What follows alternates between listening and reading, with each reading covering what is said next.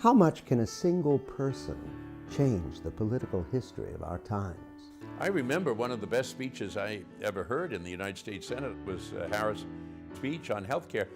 And you could hardly hear the speech because he had so many folded pages. He had a yellow pad and handwritten notes on it. And he was turning the pages, and as the pages turned, you'd hear the cackle through the microphone. But if you listen to the speech, it was just an absolutely inspiring kind of talk, an inspiring speech. Different presentation than the average member of the United States Senate. How often does a public official place their ideals above their career? I see him more as this idealistic visionary who has ideas and beliefs and dreams for America, and you know, the world needs people like that. We've got lots of politicians, and idealists are rarer and rarer commodities.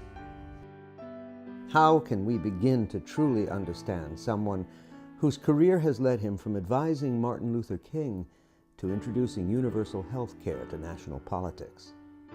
You know, I thought of him as an ex-senator, but I never realized how principled a man he was, how dedicated he was to the country, and how much he believed in human rights and civil rights and individual rights. And his whole history going back to the civil rights movement is testament to that.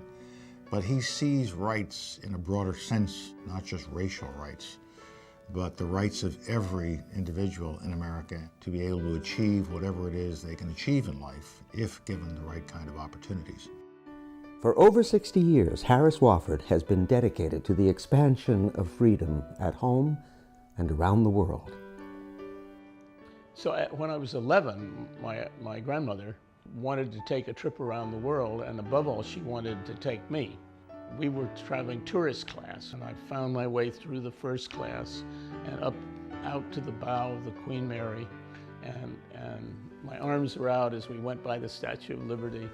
I was off for the great adventure of my life. In Rome, we heard Mussolini from his balcony at a great mass gathering take Italy out of the League of Nations and thunder his condemnations of the Western democracies. And then in the Holy Land, Christmas Eve, we were at the Church of the Nativity in Bethlehem, and gunfire went off in the dark, and we were told we had to stay in the church, and we huddled there in the church. It was the Arab Revolt of 1937-38. Then in Bombay, we saw Mahatma Gandhi in the streets. I think ever after, I viewed myself as a citizen of the world. Or I went back to my 7th grade as a know-it-all foreign policy expert. The story of our times, seen through the life of a man who changed them. Senator Harris Wofford, Portrait of a Citizen.